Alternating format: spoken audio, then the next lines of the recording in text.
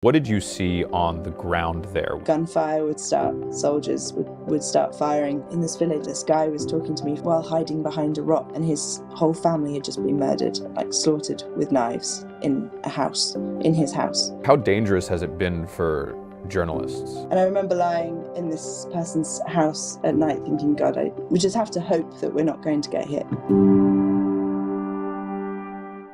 Ruth Sherlock is an international correspondent at NPR. She's been covering the Middle East for more than a decade and was on the ground in Syria in 2011 to cover the protests and the subsequent crackdown. She joins us now from her hotel room in Damascus. Ruth, thanks so much for coming on the show. Thanks for having me. Now, you've covered Syria over the years throughout this horrific conflict. Just to start, give us a sense of what the mood is like there now. It is, for the moment, much calmer, much less chaotic than the scenes in, for example, Tripoli after the fall of Colonel Muammar Gaddafi in Libya, or, the scenes in Iraq after the US invasion and the collapse of Saddam Hussein. But, there's there's jubilation. I mean, today in particular was the first Friday prayers after rebels stormed the capital. There were just huge crowds around the Umayyad Mosque. The new Syrian state TV is showing massive protests, massive gatherings across the country with people flying the new flag, the flag that with the 3 stars instead of the 2 stars that is now going to become the new emblem of Syria. And so you have all this jubilation. I went down to Umayyad Square in Damascus a few days ago, and it was kind of surreal. You have women, beautifully dressed women with posing for selfies with rebel fighters, these guys that stormed down from the rural enclave in Idlib and borders Turkey. And it's a little strange because these guys, a lot of them are from this Islamist group, HTS. They have these big beards. They have a certain way of that they're used to behaving, and it's strange for them, to see these ladies come up and want to pose for photos with them. There's kids that are trying to that borrow these guys' guns to pose for photos with them. That was a little scary. It's the square is full of 8-year-olds carrying Kalashnikovs. I really hope that they're not loaded. But yeah, there's people singing the same songs that we heard in the chants in the mass protests that began in 2011. But back then, those protests were happening in these suburbs of Damascus, in Douma, Muaddamiyah, Harasta. We were seeing them in suburbs of Aleppo. And it's quite surreal to see these demonstrations now, these gatherings, these celebrations, I should say, and those same chants, but in the center of Damascus. It's easy to forget the extent of the hope that there was in 2011 in these protests, and how violently that hope was extinguished and then remained extinguished for years and years and years. So this is truly an extraordinary change there, and I do want to get into how that happened and how it is different from Libya. I think part of the reason is that I'm guessing is that this was such a shocking advance from the rebels that they took a lot of many cities without a single shot being fired. Assad fled to Moscow, obviously. I want to talk about first, though, some of the reporting that you've been doing. One of the places that you've reported from, which is truly extraordinary, is the Sednaya prison. Tell us what that is and what you saw there. Sednaya prison is this huge complex on a hill just outside Damascus, and it is kind of synonymous with fear for Syrians.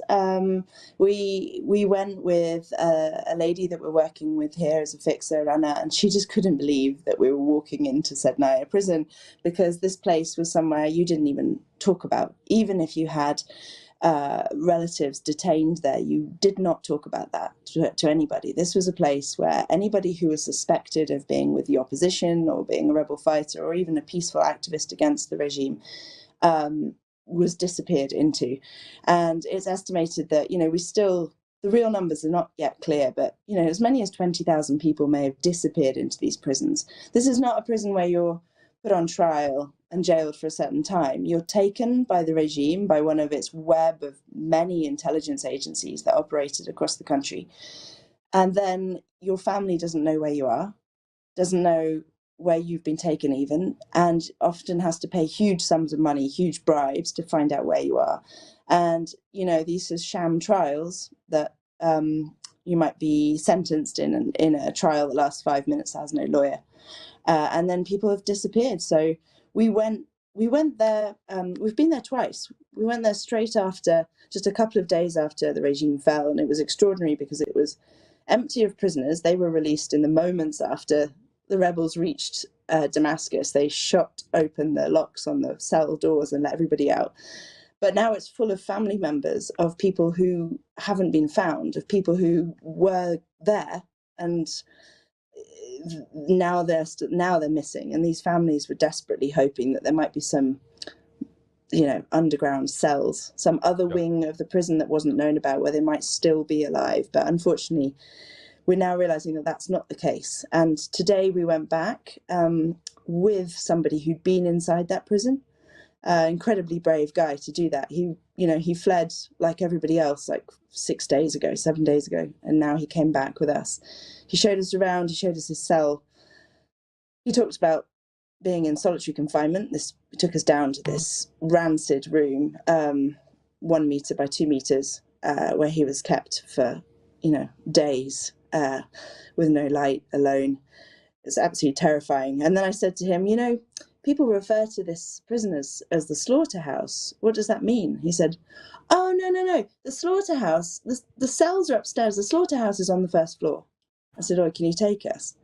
And what he means by the slaughterhouse is, what we're starting to understand is that it seems as though this prison was a kind of factory for mass executions. So we interviewed 3 prisoners today. After speaking to this guy, we went and met 2 other Sednaya prisoners, and they all had remarkably similar accounts. And the picture they paint is terrifying. It's every Saturday, prisoners' names being called, those prisoners being put into a cell, starved of food and water for 3 days, beaten into submission on the last day in front of other prisoners, and then taken down. None of the people we spoke to witnessed executions, but they all heard exactly the same sounds, and it sounds as though maybe they concluded that it may be that they were hung, and they heard the table being pulled out from underneath them in the moment that they were killed. They were hung by a noose on a table, and those tables were ripped away. Anyway, we don't know that for sure, but we do know that many, many people died there, and there's still a lot more news to come out about what truly happened there. It's reminiscent of the Abu Salim prison in Libya, which was the notorious prison where obviously Gaddafi sent a lot of his political prisoners. And when Gaddafi fell at the end of his reign, I remember families would travel to prisons like that to search for their loved ones, which is so it's a familiar story. You also had this fascinating dispatch for NPR about an American who was found wandering around barefoot on the streets of Damascus, who had also been imprisoned. Tell us about that. Yeah, I mean, these are the surreal scenes that you get just after a regime collapses, right? Like someone posted on social media this video with this person lying under a blanket, resting, kind of, who's clearly foreign, and this guy says in the video, we have someone who says they're American. And basically, it was in a broadcast for help. Like, we don't know what to do. He named the area in Damascus. We rushed there, and we ended up meeting some of the guys who found him. And it was surreal. They described this American guy walking down the street barefoot. They gave him food. They gave him water. And then Muaz Mustafa from the Syrian Emergency Task Force aid group actually got there kind of before us, and ended up that's an American age group, and ended up taking care of him, and with the help of HTS, the new leadership here, who was extremely collaborative, took him back to the foreign ministry, and today he's been handed over to the US military so he can go home. He came to Syria. He said that he came to Syria on a pilgrimage, that he's a Christian, and that he walked from Lebanon across the border to Damascus, where he was detained by the regime and held in I'm not sure exactly, held in a prison, I should say, for 7 months, and was freed with the others when the rebels came and let everybody out of the prisons. We spoke. My colleague in NPR reached out to his mum in Missouri, who called his return a Christmas miracle. Now, let's go back to the start of the conflict, because I want to give viewers and listeners a sense of how this happened and what the roots of it are. So protests broke out against Assad's government in 2011, and he responded with this brutal crackdown that escalated into a civil war. You reported on this at the time. What did you see on the ground there? When did you go to Syria, and what were you covering? I've been to Syria on multiple occasions in many different ways. One of the first couple of times I was going in on a tourist visa. I actually have an Italian passport, and the regime didn't see the Italians as a threat. So I went in with a British friend who's a theatre director and has nothing to do with journalism. And she has a British passport, and they obsessively, they interrogated her for hours at the border. But she was a good decoy, because I have she was just a theatre director. I have the Irish passport, and if I ever get picked up on the wrong side of the mountains in Iran, I'm going to make sure I use the Irish passport, not the American one. It's very, very useful not to have, one of these big named countries. Anyway, we went in, and that allowed me to sneak off with some insanely brave activists who really were risking their lives and awful torture if they were caught, to take me to Douma, the suburb of Damascus, where there were protests against the regime unfolding. So I watched with my own eyes as these people came out on the streets, unveiled the rebel opposition flag, and then gunfire would start. Soldiers would start firing. I saw this on multiple occasions. On one occasion in Medzeh in Damascus, there was a huge protest, hundreds, maybe thousands of people. And when the soldiers started firing, we all ran, and an incredibly brave woman took me by the hand and brought me to her apartment. And it was terrifying. The soldiers were chasing us, and had they found a foreign journalist, I don't know what would have happened to me, but it would have certainly been awful for the people I was with. Yeah. So they hid me in a children's room under a pile of cuddly toys, and the soldier banged on the door, and they opened, and they said, no, it's just women here. And he poked his head into the kids' room, but he didn't see me, thankfully. Yeah. And then the shooting started outside on the street, and it did feel like it was more targeted shooting, as if they were trying to actually hit the kind of men that were left on the street. I then went into Syria on the rebel opposition side on many occasions through Turkey, smuggled across the border, running across an expanse of open land to meet with smugglers to the rebel side, or hiking over the mountains into Latakia province. There's many occasions. Aleppo, Idlib. I spent time with Ahrar al-Sham, which is one of the groups that later merged to become part of HTS, Hayat Tahrir al-Sham, which is the group that now controls Damascus and Syria, or much of Syria anyway, because it's not that simple, as you know. Right. Yeah. There's a lot of different factions right now and sects. But when you first traveled to Syria and throughout your trips there, how dangerous has it been for journalists? There have been occasions where it's been extremely, extremely dangerous. The risk of kidnap is very high. My now husband was kidnapped in Syria for 10 days. It was hell on earth. He was managed to escape, which is incredible. That was near Damascus, crossing the border from Lebanon. I've had several narrow escapes with kidnapping. On one occasion, we were in Yabrud, which is a town kind of on the outskirts of Damascus, and we were in a hospital interviewing some patients who'd been wounded in a car bomb. This was an opposition-held town. And it was mostly the guys that were showing us around were kind of peace activists, and they really wanted us there. But there was now some quite hardline Islamists there. It was the early days of ISIS. And we were in this hospital, and the doctors had a rule, no weapons in the hospital. But these Moroccan guys came in with long jalabiyas, big beards and arms, and they just looked at us with so much hatred. And one of our fixers overheard them talking about wanting to basically take us. So he grabbed my colleague, Sam Tarling, the photographer, and I, mid-interview, just grabbed us, pushed us as fast as he could out of the hospital, threw us into the car, took us to a friend's house and put us in the attic of his friend's house, went to change the car, and then moved us to 3 different locations and then got us out the next day. But that's because the risk was really very high. Also airstrikes, I remember being in Aleppo when the regime and Russia were bombarding. Russia was hitting that city with airstrikes. The regime was dropping barrel bombs, these barrels full of TNT that would make these huge explosions, dropped from helicopters, completely random. Not you can't precisely target with a barrel bomb. And I remember lying in this person's house at night thinking, God, we just have to hope that we're not going to get hit. So yeah, I mean, it has been dicey, and of course many journalists unfortunately have died in this conflict. Friends, many journalists that were killed by ISIS were friends and acquaintances of mine. We've lost lots of colleagues in this war. And Marie Colvin was a close friend of mine who worked for the Sunday Times. She died in Bab Amr and Homs.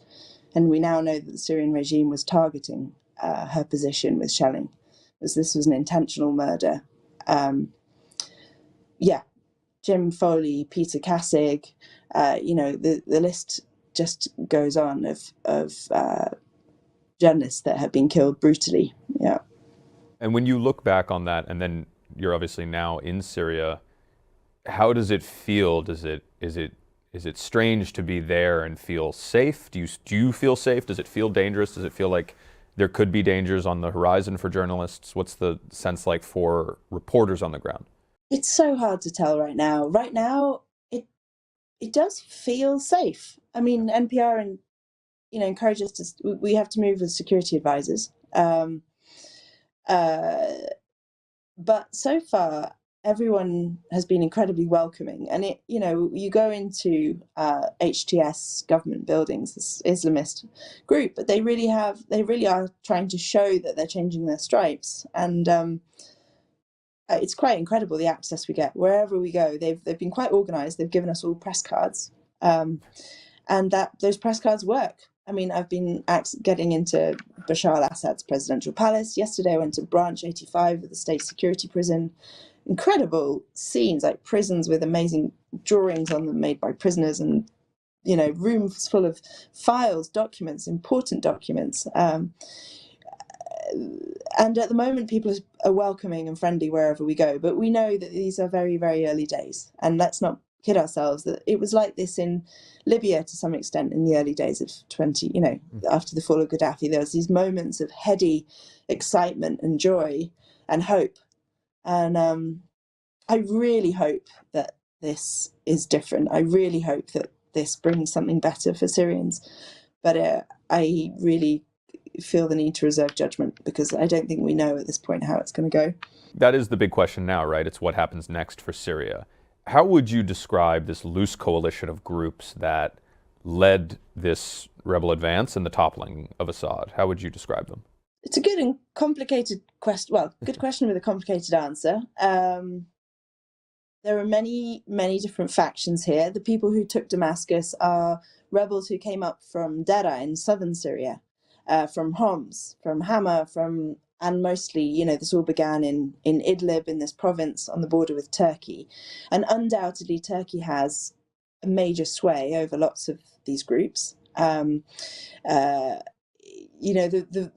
chief organization here is this group, Hayat Tahrir al-Sham. They were born out of groups that had links with Al-Qaeda. Jolani, the head of Hayat Tahrir al-Sham, was himself affiliated with Al-Qaeda, but they've since worked quite hard to disavow those links. And what's quite interesting is you can say sure, they would say that, they would say they're not, they don't hold these beliefs anymore. But there is some evidence here. If you look at how they ran Idlib, this province with a major city in it, for the last few years, they've controlled this area.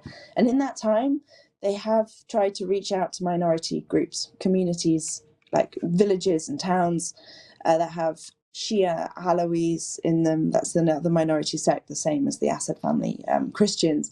And they have tried to build bridges with these groups. in the years leading up to this offensive, this was a long planned offensive, and they have become more disciplined. They trained, they got, developed themselves, their weapons, their fighting skills, and also their diplomacy. They were very smart with how they did it. They took Aleppo, and they were very clear that Christians should continue to be able to pray. They're trying to strike all these different deals. The question is, how long can they hold this together? And because there is a plethora of different factions, and we're already seeing the push and pull. Jolani, the leader, has, he's been saying there shouldn't be vengeance, there shouldn't be sectarian killings. But there has been some incidences of sectarian killings and revenge killings around the country.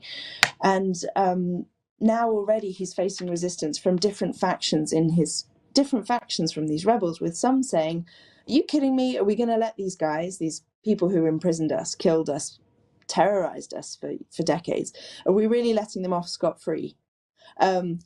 And so then they put out another statement, HTS put out another statement saying, no, but those who are responsible for war crimes will be punished. And they're trying to toe this line between saying what, many Syrians want to hear, because people want peace, and the West wants to hear, and what, people here who've suffered, who want revenge, want to hear. And it's a really difficult struggle. And it's going to be tough to see whether they can do it. At the moment, HTS, the thing they really need is the US and other countries to remove them from the terrorism list. Because at the moment, they're a proscribed group. Yeah, I've been incredibly impressed by how diplomatic they are, how much their rhetoric has appealed to the West, which is, some statements I've seen, it sounds like it was written by an HR manager at Oracle.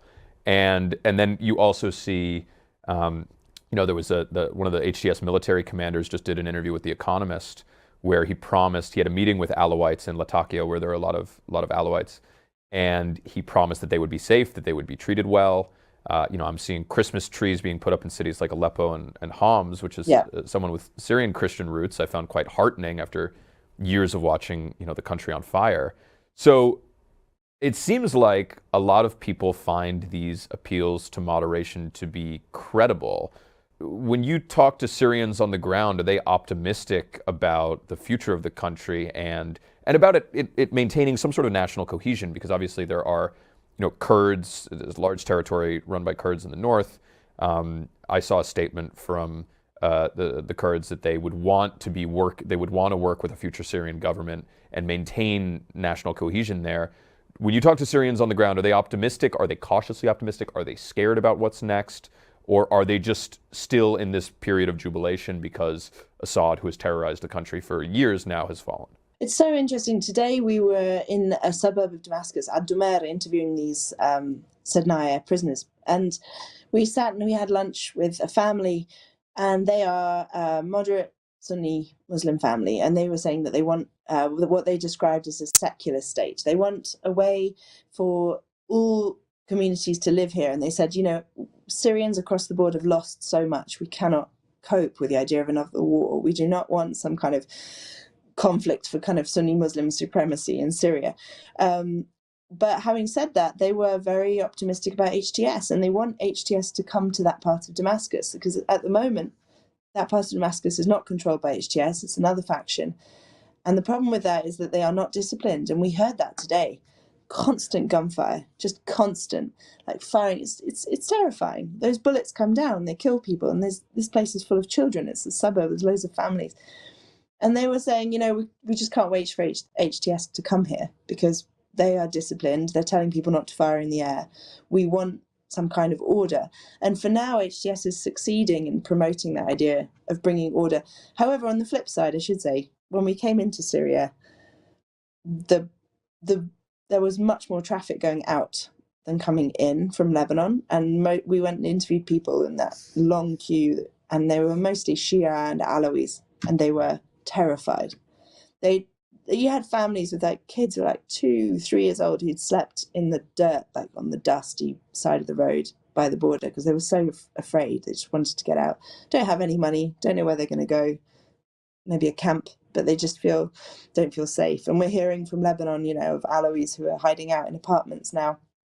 overcrowded apartments, and they're getting news on Facebook of sectarian killings, and a lot of these are not necessarily confirmed. Some of them have come out, proven to be not true, but there's real terror. So HTS is going to have to work very hard and create so much discipline within its ranks, and then get the rest of those rebel militias disciplined for this all to work. Right, because historically in conflicts like this, when a leader is toppled, particularly if the leader like Assad belongs to a minority group in Syria, there's a lot of fears because historically that has resulted in a lot of sectarian violence, targeted the group that the leader belonged to.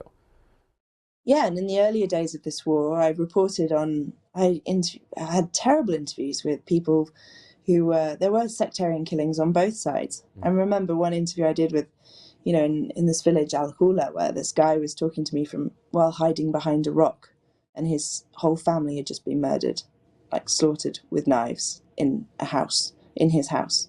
And he was hiding, he was so afraid, he didn't have anywhere to go, and he thought these guys were still hunting around, looking for him. And sectarian killings like that happened on both sides. You had Alawite villages suffered this, Sunni villages suffered this. There is a history here of this happening. And then historically in the country, I think, if memory serves me well, historically before the Assad regime ruled and the Alawi minority became kind of, the Assad sort of funneled them into the military, gave them jobs in the military, and they tended to take up senior positions in the army, which further fueled the sectarian violence. But before that, Alawis were kind of subjugated in Syria by the Sunni majority. So there's such a long history here of violence and pressure and tension between these communities. But there's also now a real desire for this to work. Like, people really, really, really want this to work. They want this war to end. They want to be able to live their lives. And so for the moment, I think we shouldn't, so I was reading the other day, somebody said, we shouldn't be so negative just because we're informed by the revolutions of 2011 and how they went, the other revolutions of Tunisia and Egypt and Libya.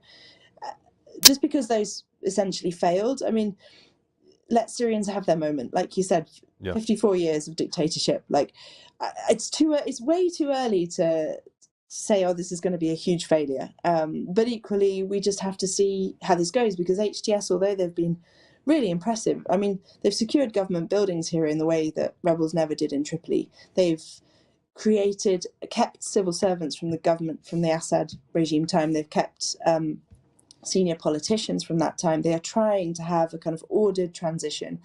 And like you said earlier, this city fell almost without a fight. So all of that puts them in a much better position than any other country that has had a revolution in recent times has been.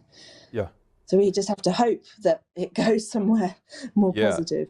Yeah, and you're right. They have a lot of trust to gain, because obviously part of Assad's appeal and his ability to hold a grip on at least Damascus over the last 10 years has been based on instilling fear in the Alawite minority that if he were gone, no one would protect them from killing. So they're going to have to do a lot of work to convince these groups that they're going to be safe in a new Syria.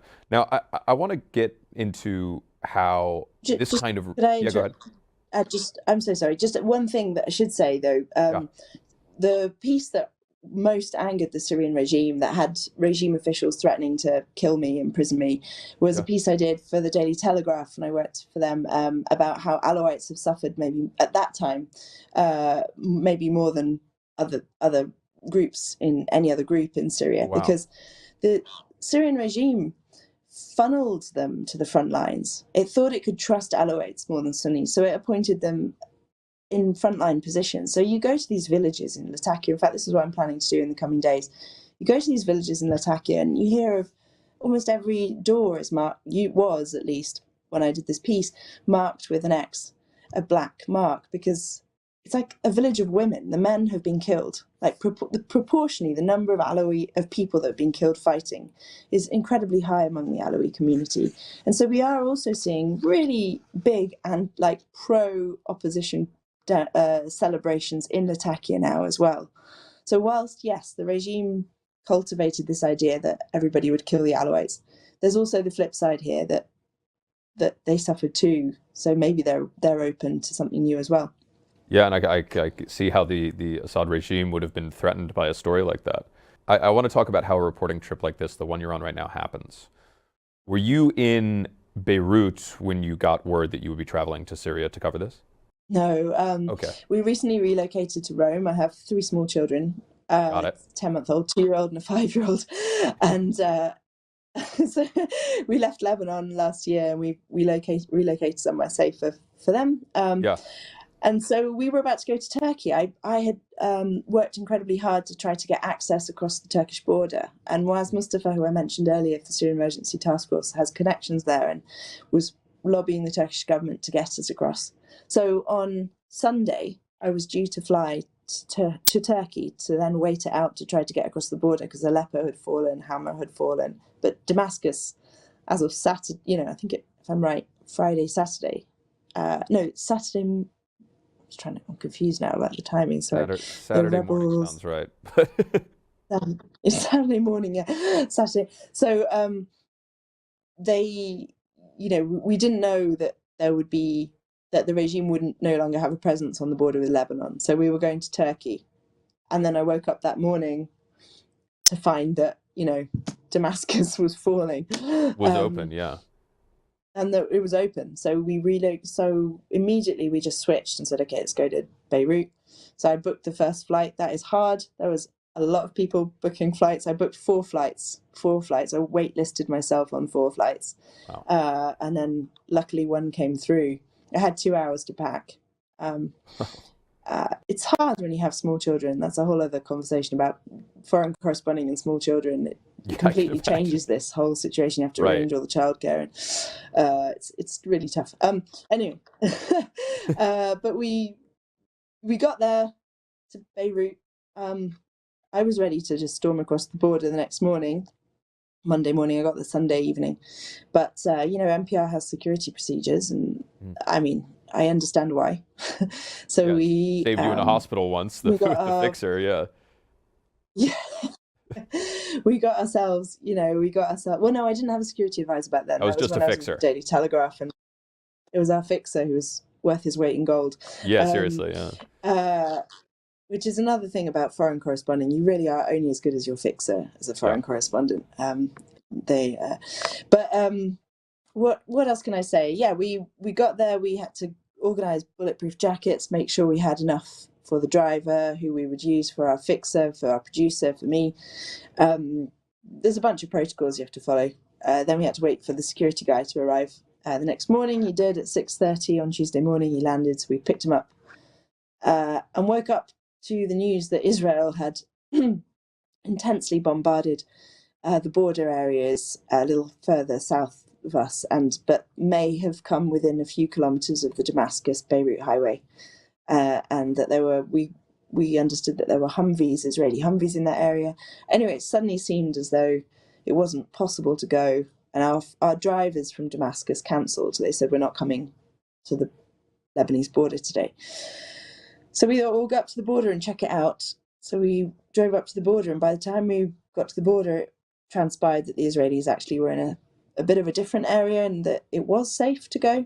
So our driver on the road knew someone else who was willing to come pick us up from the border, and it was extraordinary. We just crossed, and it was very weird. Imagine getting into a country, but there is no border control.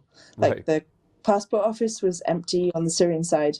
The customs office was empty on the Syrian side. There was a couple of rebels with guns, and they just sort of waved at us.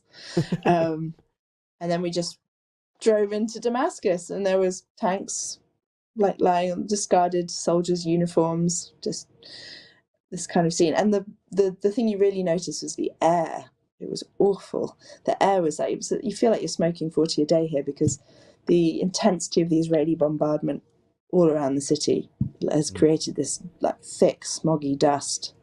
You just don't want to think about what you're breathing. God, yeah.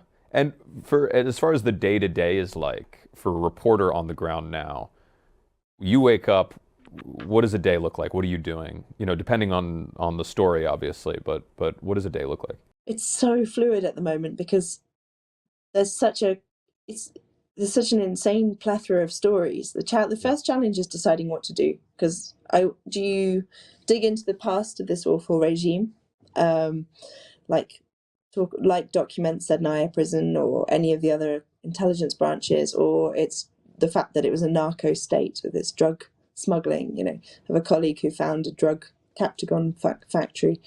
So really, or do you focus on HTS and the formation of the new government, or the protests, or the demonstrations, or go to the destroyed suburbs of Damascus, or head out elsewhere? So the first step is deciding what you're going to do. And then, and our days are so varied, but they are extremely long. Like, we're starting at like 6, 7 in the morning, trying to, and then, I mean, I've been here 4 days. It feels like I've been here forever. What can I tell you? Are Just you trying to give all you an staying? example. Are all the reporters staying in the same hotel, or are you guys kind of spread out? We are spread out, but there's a few main ones. So like a lot of the networks that have security advisors like us want us to be in this one district of Damascus because it has easy escape routes. If things go wrong, there's 2 highways that get you out the capital. So because of that, a lot of the networks are in this hotel and in another one down the road.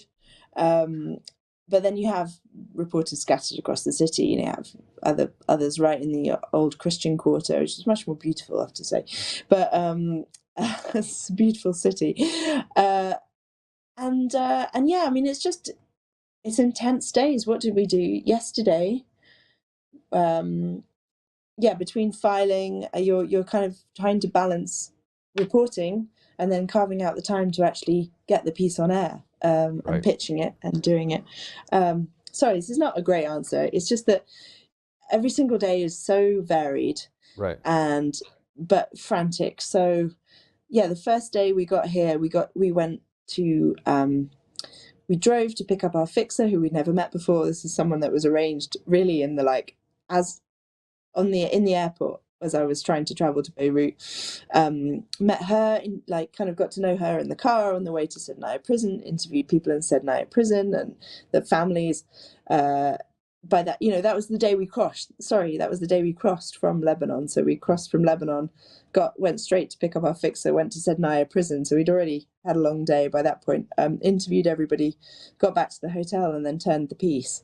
And then, the next day you're going out and meeting, going to Umayyad Square and meeting all these people who are celebrating the situation. We went to a palace belonging to Bashar al-Assad and saw the opulence in which he lived in.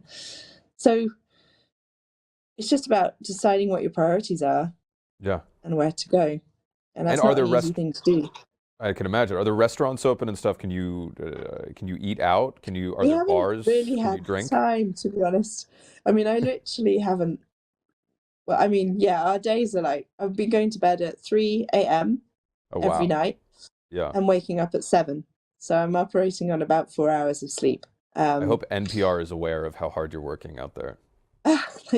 Oh yeah, I mean, it's not just me. This is normal. This is just the way it is on these kind of stories. And so in terms of restaurants, thank goodness, after the first day, the hotel here opened its restaurant, so there's food in the hotel. So we kind of grabbed something whilst we're scripting. And yeah, I would love to get to another hotel. The best thing about this is that it's a huge reunion. Seeing reporters that today, this morning, I bumped into a guy I haven't seen in 10 years. The last time I saw him, we were in Libya together on a story, and there was a MiG-42 fighter plane. It was one of these old Russian planes flying in to drop a bomb, kind of where we were. And there was a bunch of rebels on the front line in the desert, and we ran into the desert as fast as we could, as far away from the crowd of people and the massive petrol tanker that was also there. And we just ran into the sand, hit a dune, and this guy turns to me and goes, "I don't get paid enough to do this." Last question. What are you looking to do next? What's the next story in Syria for you? short-term or long-term? What's on the docket? Yeah. Well, I think the next thing we're trying to do is get to Latakia. You mentioned the Economist piece. I do think it's really important to go there. And I should say, I'm working in a team. We have a big team here. So we have the luxury of covering the news, but also covering features. So we have a correspondent that's been going to go up to Aleppo, which is really important, Syria's second city. We have correspondents going, just to stay, like traveling to all different areas.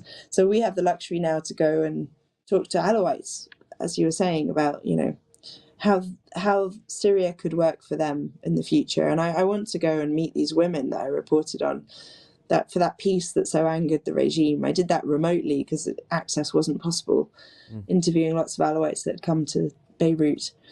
And I want to go and meet these families and talk to them about how they've experienced this war, because actually we haven't heard their stories, because it was so hard for Western media to speak honestly with people in regime-held Syria. You could have been detained for speaking to Western media, so no one was, and phones are tapped. So you couldn't really talk to anyone on the phone. The regime wasn't giving you visas. So these are like the unheard stories of the Syrian war. So I want to go and kind of build a record of what they went through and also look at what their future might look like now. Ruth Sherlock is an international correspondent for NPR. Ruth, thanks so much for coming on. I really appreciate it. Thank you for having me.